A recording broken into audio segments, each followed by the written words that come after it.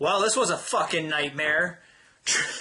Night of Champions pay-per-view. And let me tell you something. If you paid to see this, I feel sorry for you.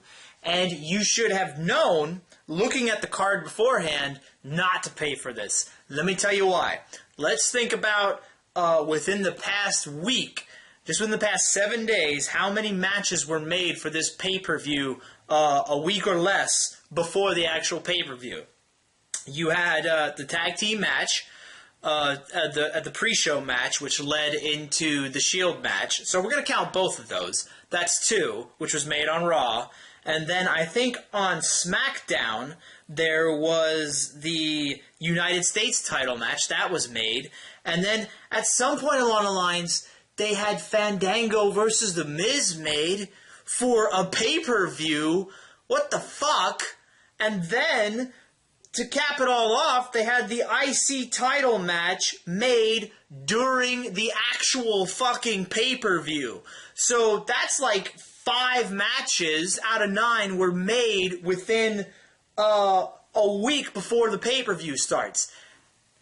You look at that, you know it's going to be fucking horrible because the WWE is just pulling shit out of their ass. And that's what this pay-per-view was. This pay-per-view was terrible. It was garbage from top to bottom.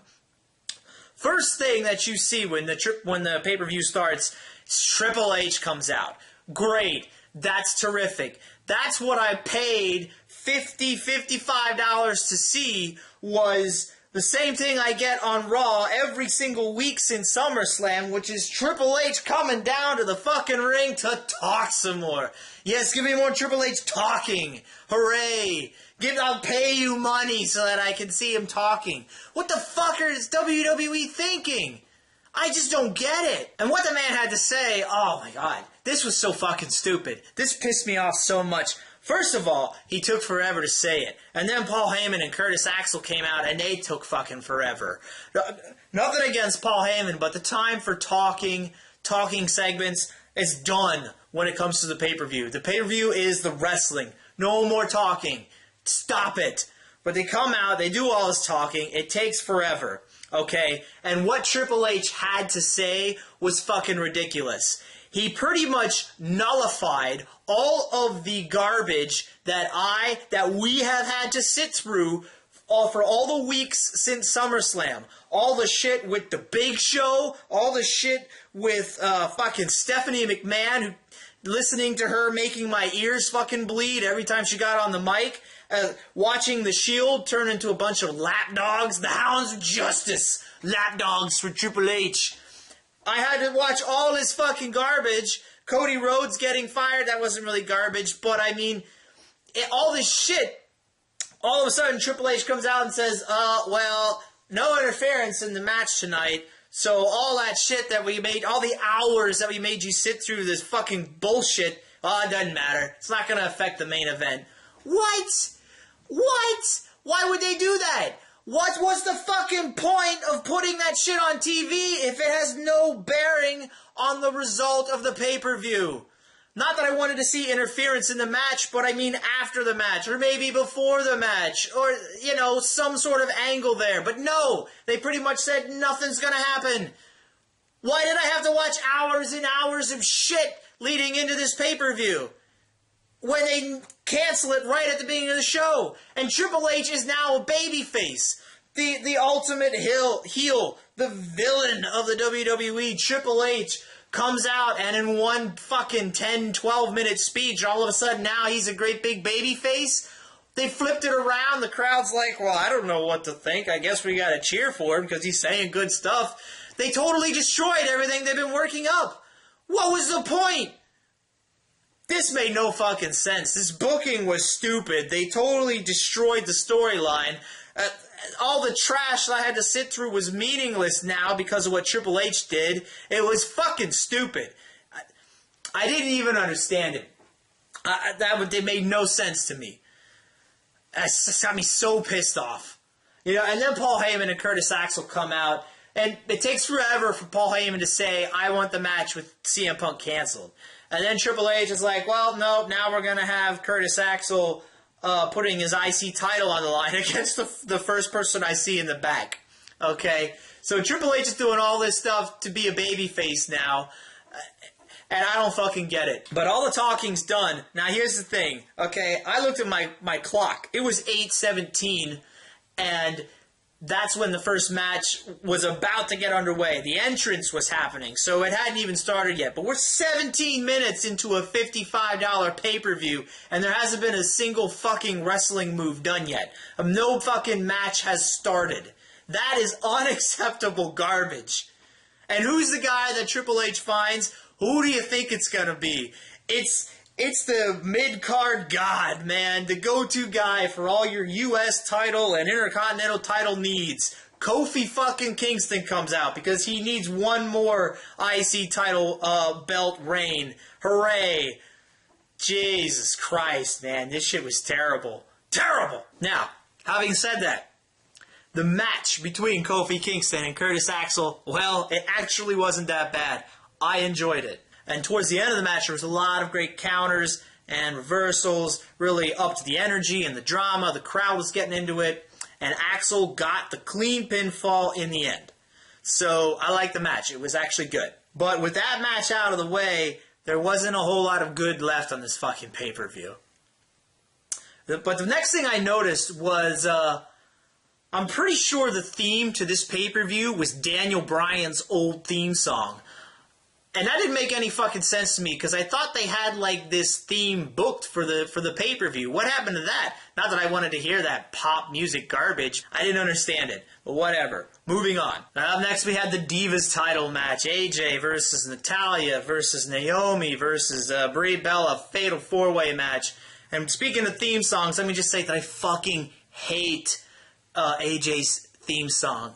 When that music plays, it's like, I want to fucking just jam toothpicks into my fucking ears and just blow my eardrums out so I don't have to hear it anymore. It's so annoying. So this match, what can I say about this match? Well, I didn't get up and walk away from my TV. I guess that's something. I spent most of the time laughing at the match because it was so fucking goofy, the shit these women were doing. AJ won by submission. There you have it. Up next was Alberto Del Rio versus RVD for the World Heavyweight Championship. This match had RVD doing some RVD stuff. You know, he was looking good. RVD looked good in this match.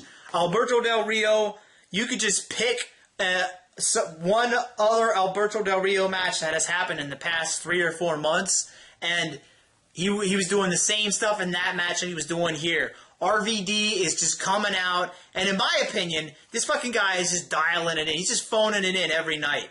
You know, he's not putting anything extra into his matches anymore. I'm just not feeling it. He just comes out, and it's the same fucking match from him every time. RVD tries to mix it up a little bit, you know, do other stuff to get the crowd into it. Not Del Rio, man. He just comes out, he's like, I'm going to kick you here, I'm going to kick you there, I'm going to do this a couple of times, and fuck it. To finish the match, RVD, he nails a frog splash, but Del Rio got his knees up. So RVD hits Del Rio's knees, and then he gets locked in the cross arm breaker. But RVD manages to get to the ropes. He doesn't tap out, but Del Rio doesn't break the hold. So after a 5 count, the ref disqualifies Del Rio. RVD wins, but Del Rio keeps the title, doesn't change hands in a disqualification. Then Del Rio, after the match, gets a chair. He goes to beat up RVD some more, but Ricardo Rodriguez helps Del Rio, or helps RVD out, and it winds up being Del Rio taking a Van Terminator from turnbuckle over to turnbuckle. I haven't seen a Van Terminator in a long time because I didn't watch a whole lot of RVD's matches in TNA, so it's been a while since I've seen the move. And let me tell you, it's still fucking amazing. I loved it. That part was great. Wow. Are you ready for this? Fandango versus The Miz. When did this match get made? And why did this match get made? I was pretty sure they had this match just a few weeks ago on, like, Raw. And didn't Miz win that match? Why the fuck are they doing it again? I don't understand it. It's bullshit. Ugh. This match does not deserve to be on a SmackDown or a fucking main event, let alone a goddamn pay-per-view match, pay-per-view called Night of Champions. Has no place being there. I do not care about The Miz, and I do not care about this feud, and I didn't fucking give a shit about this match. It was like 12 minutes long, but it felt like an hour and a half. And I couldn't wait for it to be over. Miz made Fandango tap out with the figure 4. Great. Hooray. I hope this shit is done. Please, make it stop. Alright, so up next was one of the 2 main events of Curtis Axel, Paul Heyman versus CM Punk in the handicap elimination match, which got made a no disqualification match earlier in the night or on SmackDown or something. I don't fucking know. This match, it wasn't as exciting as I wanted it to be. It wasn't as good as I wanted it to be, unfortunately. Punk hit the GTS and on Curtis Axel, locked in the Anaconda Vice. Curtis Axel taps out. And then it's Punk and Paul Heyman. Paul Heyman is taken off like a crazy bastard, down alongside the ramp, down into the crowd. CM Punk chases him down, gets him back into the ring, handcuffs him. The shit Paul Heyman was saying during this segment was hilarious. When he's getting handcuffed, you can hear Paul Heyman, he's like, I'm tapping out! I'm tapping out! Come on! Oh, God, I'm tapping out! This shit was funny, man. That was hilarious. I was laughing when that happened. That was good stuff. And then Punk goes to nail Paul Heyman in the face with a kendo stick. He says, well, now I'm going to break your face. And that's when Ryback comes out. Ryback comes out, spears CM Punk through a table, and Heyman is still a legal man in this match, so he drags Heyman's limp body over top of CM Punk's. 1, 2, 3. Paul Heyman pins CM Punk to end the match. And then Ryback walks off with Paul Heyman. So as far as the match goes, it was only okay, and that was with the weapons. Without the weapons, the match would not have been that good. And as far as the Paul Heyman beatdown, it went on a little too long, and I mean, it was okay. It started out okay, but then it just kind of drug out for too long. It just seemed like they were killing time, basically. The Ryback swerve at the end, I actually like that. You know, I hate Ryback for what he's doing now. I hate his genericness. I hate what the WWE has done to him. Putting him with Paul Heyman, making Ryback the new Paul Heyman guy, that's a good thing for Ryback, as long as the WWE doesn't, purposely fuck Ryback over somehow. But this is a good thing for Ryback, and it opens up more storyline possibilities for CM Punk and Paul Heyman, and something new to do with Ryback. So I like that part of it. Alright, up next was Dean Ambrose versus Dolph Ziggler for the US title match. When was this match made? SmackDown, maybe? I don't know. A lot, not when it should have been, which was a few fucking weeks ago, I can tell you that much. 2 days before a pay-per-view to make a US title match is bullshit. Now, I said this. The day after Ziggler lost the World Heavyweight Championship to Alberto Del Rio, I think it was the day after he lost the second time to Alberto Del Rio, I said that within the next 3 months, he was going to be wrestling Dean Ambrose for that U.S. title. And here we are. The WWE does not want Dolph Ziggler anywhere near that main event picture.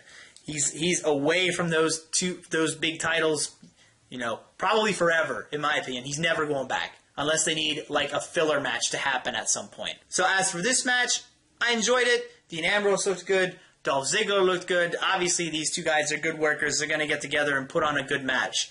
And Ambrose, he beat Dolph Ziggler clean to win the match with a pin. Ziggler never stood a chance, in my opinion. I was never under the belief that Dolph Ziggler was going to win this match. And I was actually thinking that if Dolph Ziggler did win this match, it would be a fucking bigger step backward for him.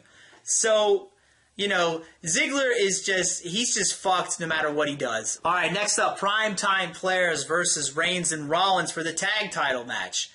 I didn't see the pre-show match. Primetime Players won, though, just like I thought they would. So here they are taking on Roman Reigns, Seth Rollins. Titus O'Neil really had the crowd into this match. And Darren Young, he was doing his thing, too. But mainly, Titus O'Neil looked very good. But to end the match, Roman Reigns is not the legal man. He comes in and spears Titus O'Neil, who is the legal man, while the ref isn't looking. Seth Rollins gets the pin on him, and Reigns and Rollins retain the tag titles. So I liked Titus O'Neil in this match, and it was cool to see the crowd behind the Primetime Players so much, but I never really thought they were going to beat Reigns and Rollins for those belts. Alright, so up next, and this was going on off and on throughout the night. I'm not going to talk about this more than just right here, but they were doing these polls, fan-voted polls, to see, who was the greatest champion of all time for each particular championship. And I disagreed with a lot of the results of the polls, but this one in particular really got me. It was, who was the greatest tag team champions of all time? And I just don't fucking understand this. Triple H and Shawn Michaels beat the Legion of Doom as the greatest tag team champs of all time. What the fuck are you talking about? How does that even happen? Everybody knows that Legion of Doom is one of, if not the greatest tag champions of all time. I mean, when Legion of Doom had a match on a pay-per-view or whatever, it was a fucking main event match. I mean, these guys were huge. They were so popular and so much fun to watch for so long. How does Triple H and HBK beat them? But it just was fucking stupid to me that this Triple H and Shawn Michaels beat out the Legion of Doom. Get the fuck out of here. Alright. Main event of the night, Randy Orton versus Daniel Bryan, WWE title on the line. I liked this match. This match was a pretty solid match between the two of them, just like I thought they would be able to put on without any interference. Although I didn't think Triple H would totally destroy everything that they were trying to build over the past several weeks. That was fucking stupid, but the match itself was good. This is just so fucking stupid. Ref takes a bump, another ref comes out. And then the original ref gets back up. Oh, he's fine. He gets back into the ring. The replacement ref, he goes away. What the fuck? But I'll get to that. We're going to talk about that in just a second here. Daniel Bryan hits Orton with the running knee, which is like his new finishing move now. And he gets the pin. Daniel Bryan gets a clean pin on another big challenge. First it was John Cena. Now Randy Orton. He's the underdog. He gets the clean win over his opponent. 2 pay-per-views in a row. But here's the thing with this. As soon as Daniel Bryan won clean, I was expecting some sort of dickery to happen. I was thinking, okay, match is over now. Now everybody's going to come out. The clusterfuck's going to happen. And then they're going to do a second match real quick. Orton's going to get the title back. And I was waiting, and then the pay-per-view went off the air. And I was like, wow, they really completely nullified everything that they had done over the past couple of weeks, or they're saving it for another pay-per-view. What the fuck, man? And that stupid-ass ref bump. You can tell that's going to come into some sort of storyline tonight, but why wouldn't they do it during the pay-per-view? The crowd reaction was weird. My reaction was weird and confused, and that shouldn't happen. When the underdog wins like this big challenge like that, it should be huge, overjoyed. Instead, I was fucking confused, and I thought it was weird. And that is poor booking and poor storytelling on the WWE's part. They fucked it up. Good job, WWE. You could just be handed millions of dollars and you would find a way to just fucking throw it all away somehow. You're fucking idiots. These people are ridiculous. WWE creative, Vince McMahon, Triple H. I don't know who's really in charge of it all anymore, but, oh man, it was fucking stupid. They fucked it up. Oh man. So I think this went on a little long for a pay-per-view review, but damn man, so much fucking stupid bullshit happened at this pay-per-view. This was just out of control.